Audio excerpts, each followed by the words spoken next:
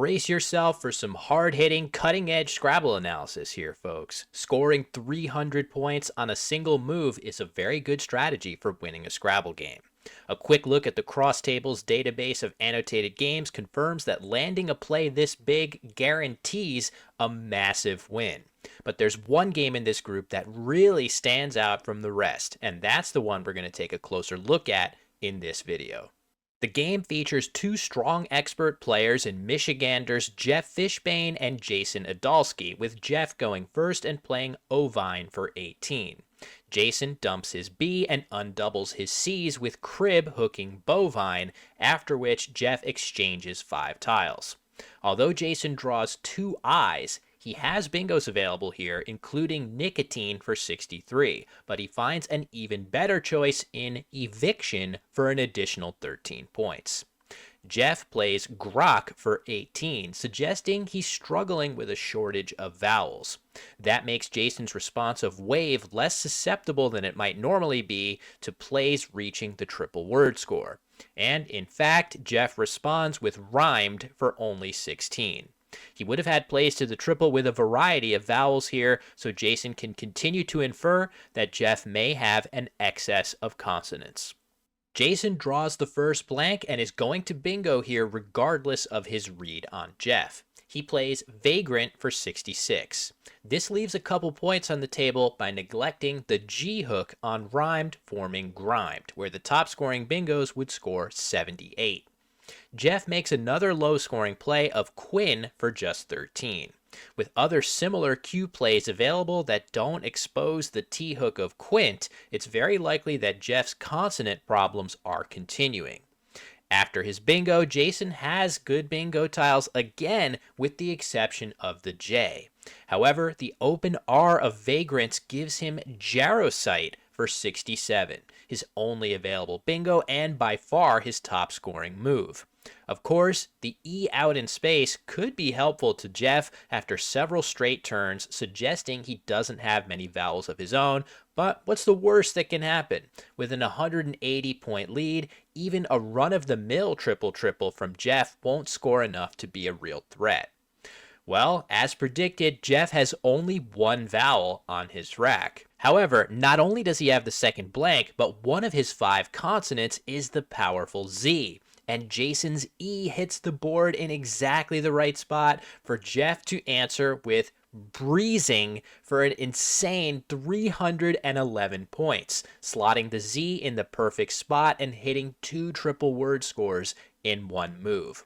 All of a sudden, it's Jason who's trailing by well over 100 points. Going back for a moment to Jason's bingo of Jarosite, this looks like a textbook situation where passing up the bingo may be the optimal choice. At this score, a devastating triple-triple is easily the most realistic way that Jeff can get back in the game, and Jason doesn't even have to sacrifice that many points on the scoreboard to play Jatos for 53. Not only does this open nothing new back to Jeff, but it also uses up the potentially lucrative Evictions hook before Jeff can do so himself. Still, if we're going to call Jarosite a mistake, it's a very high level one.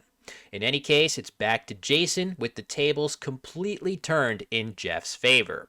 He comes up with a fun idea of the 1-2 punch of Finally for 32, allowing him to follow up with Axon for 42 next turn.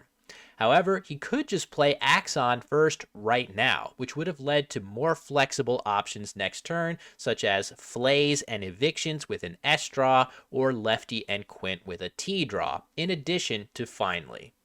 Jeff winds up blocking the X spot with Way for 21, and Jason answers with his best move of Prof for 36. Drawing DE here would give him Detox for 56, which also opens even more valuable scoring opportunities to continue his comeback. Jeff plays Loof for 21 to go back up by over 100, and while Jason draws the D he needs, he also draws several more I's instead of an E, and decides to play Idiot for 26 to balance his rack and aggressively open a triple lane, gambling that Jeff won't be able to do much with the newly opened spot. The gamble pays off as Jeff plays Lou for only 15.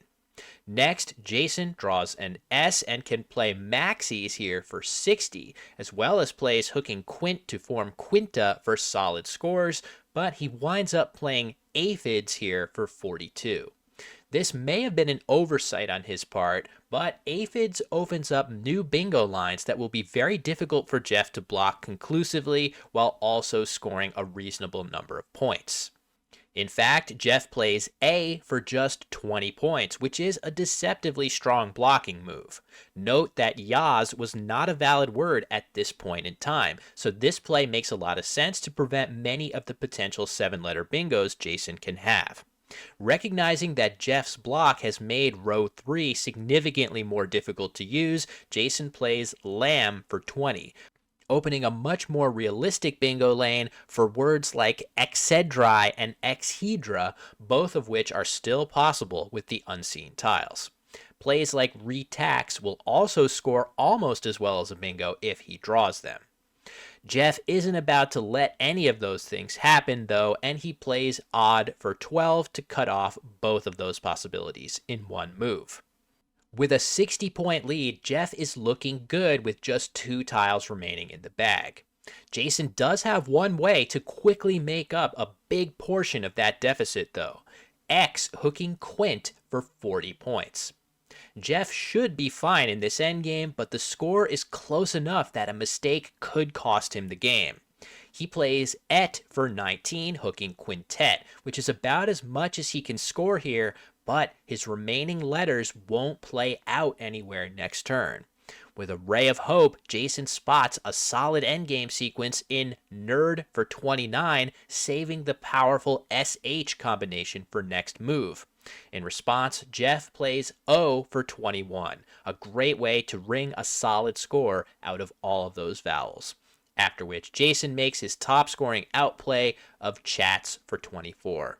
After collecting 4 points from Jeff's unplayed tiles, it's a 505 to 498 final score in favor of Jeff Fishbane. As you can see, this game sticks out like a sore thumb in the full list of games featuring a move scoring 250 points or more. Jason should get a ton of credit for battling back to reduce his eventual margin of defeat to single digits. There aren't even any other games on this list with a double-digit margin, let alone single. And I'm not sure how to easily calculate this, but I'm guessing that breezing might be some sort of record for the play comprising the highest overall percentage of a player's score in a game. In any case, I came across this one-of-a-kind game while investigating some of the other highest scoring plays in Scrabble history, and I knew I had to show it to all of you as well. Hope you enjoyed it as much as I did, and as always, thanks for watching.